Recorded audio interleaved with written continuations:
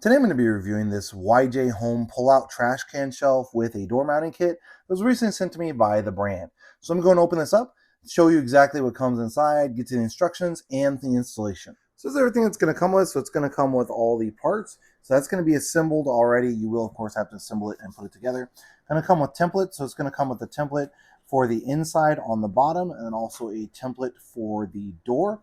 And then going to come with all the parts that you need in there. So I'm going to go ahead and go through the process. It comes with the instructions, of course, the process of getting it assembled, and then we will be installing it into and on our cabinet. Now, I did want to mention all the screws are just going to be in like one single bag, so it might look a little bit chaotic. However, they've got pictures of each screw, and the only real close ones that are near to each other are going to be this one that's got a flat head, and then this one that's got like a bumped up head. And you can easily see here, this one's got the flat head, which is J, and this one has the bumped up head, which is I. So when you get to the steps where it's like you need I or need J, it'll say right on there, let me scroll back here, there's I right there. So the I is going to be for mounting on the door, and then the J is going to be mounting on the floor. So you can easily see the difference between the two because they did include pictures of the screws. So that is nice that they included all the pictures of each individual part. So you know, like when it says top cone, you know exactly that it's talking about those little cones that are there. So similar on that this was going to be relatively simple. Quite literally, it's just this screw down into connect this part. Same thing on that side. So this screw over here is then going to connect to this part. You do need to make sure that they're pointed inside, as you can see from the pictures here. You're going to need to make sure that those screw holes are inside because that's going to fit this diagram that you're going to be putting onto the bottom of your cabinet shelf. And then assembly on this, again, was just going to be those two screws up there and then just connecting this part here. So this rail, you just had to connect it to the bottom part here. So that was, again, just a couple of screws. So this one here, and then on this side, same thing, that one there and that one there. So, you know, so far, like I've only put in a few screws and essentially it's completely set up. Now, this is going to be a soft close one, which I'll show you here in a minute, but it's already completely set up. All I have to do now is attach it to the bottom of the cabinet and then attach it to the face of the cabinet as well. One thing you'll want to make sure that you're doing, this is going to be what's going to be the face. So make sure that when you install it, you do this correctly with the pattern. So this is going to be bottom and top. That's going to be the face front of the cabinet. And then this is going to be for the inside and outside of the cabinet. So you're going to line this with the cabinet opening right there. And then those pieces are what's going to go right against that cabinet opening as well.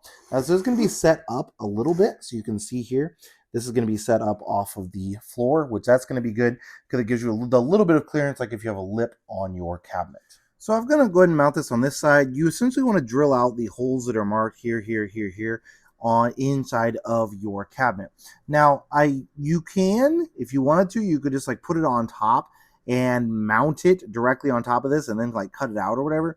The better way is going to be to get a drill with a drill bit, which I do have. If you don't have one, you could certainly do it the other way just by putting the screws in, like with the screwdriver or something. But I'm going to go ahead and drill these pilot holes here and then pull the paper up and then install the rack. And one thing that I did run into with this that I just want to mention is you might have to kind of give this a little shove. So after you get those pilot holes drilled, you can easily see that. So this is where it is naturally. To get it to the right spot, I just have to shove it over a little bit. So it would be helpful to have an extra pair of hands to kind of shove it over to get in the right spot for you to be able to get it properly mounted. Just something to keep in mind. That would make it a bit easier. Now, after mounting that in, I actually ran into an issue. So just something to keep in mind if you were purchasing this. I've got a pretty big lip here because these are going to be some older cabinets that we just recently painted. And the issue is, let me see if I can kind of show it right there. Yep, that's going to be the issue right there. So this is designed to slide out, right? So I've got it mounted to the bottom like they recommend on the instructions, and then it's supposed to slide out. Well, my problem is my face here on the front is actually up, so it's not going to be flat or even close to flat. It's just the way they built these cabinets whenever that was originally. And so this is now not going to slide out any further than that. Now, it's not the end of the world, of course, that it's only going to slide out a bit. But here in this situation, it actually wouldn't work because you're putting the trash can in here. You wouldn't be able to actually pull the entire trash can out when you're emptying the trash, that sort of thing, because it's getting caught up right there on that spot. So I will grab a tape measure to measure what face I currently have here on the front, just so you can get a general idea of what you're looking at in regards to what kind of a gap it can handle. And I'll give you the measurement right there on that height. So that's the depth that I have on mine. I'm at about 3/8 of an inch or so, approximately, maybe not even quite 3/8 of an inch. that mine bump up. And so that's the issue there. So if you have your cabinets that have like a bigger bump up on the front here, because of the way these mount, you're going to have to do some finagling with them. So what I'm probably going to have to end up doing is putting like some shims or something underneath here, screwing it down into the bottom, and then bumping it up some. So that is going to be an extra step just because these are going to be older cabinets. If you don't have cabinets that have that big of a bump on the face, then it won't be an issue. But as you can see, since they mount on the front, then that is what causes the problem. Now this is going to be a soft close cabinet or a slide. So you can see here, you push it in and then it goes in all by itself.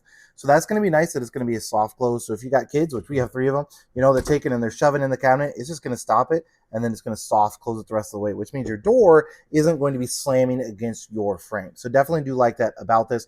So love the fact that it mounts into the bottom. Just because we have these older cabinets, it's just going to be that little bit of an issue there. So this will not work with this without doing a little bit of extra work to bump this up to the level that it needs to be. But overall, definitely a really nice product.